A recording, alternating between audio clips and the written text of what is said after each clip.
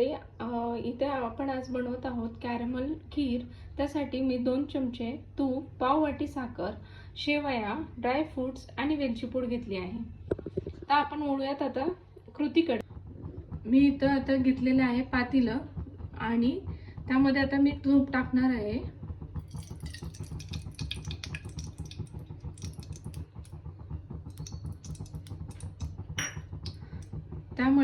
त्यामध्ये मी शेवया टाकते आता आणि त्या आपण छान लालसर होईपर्यंत भाजून घेऊया।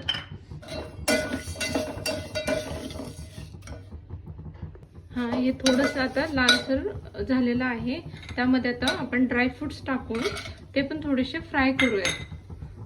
यामध्ये मी आता 2 वाट्या दूध घेतलेलं आहे आणि ते मी यामध्ये टाकणार आहे। नॉर्मल टेम्परेचरचे ते दूध आहे आणि ते आपण आता उकळी येईपर्यंत ठेवूया। उकळी आल्यानंतर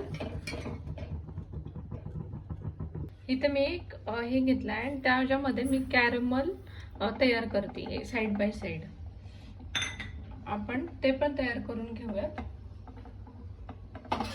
हे आता आपलं कॅरमल तयार झालेलं आहे आणि इथे आपल्या शेवयाचं दूध उकळलेलं आहे। त्यामध्ये आपण कॅरमलचा तडका देऊयात आणि ते छान लो फ्लेमवर तडका द्यायचा, नाहीतर ते पूर्ण उकळून जाईल। आणि ते छान उकळून देऊयात।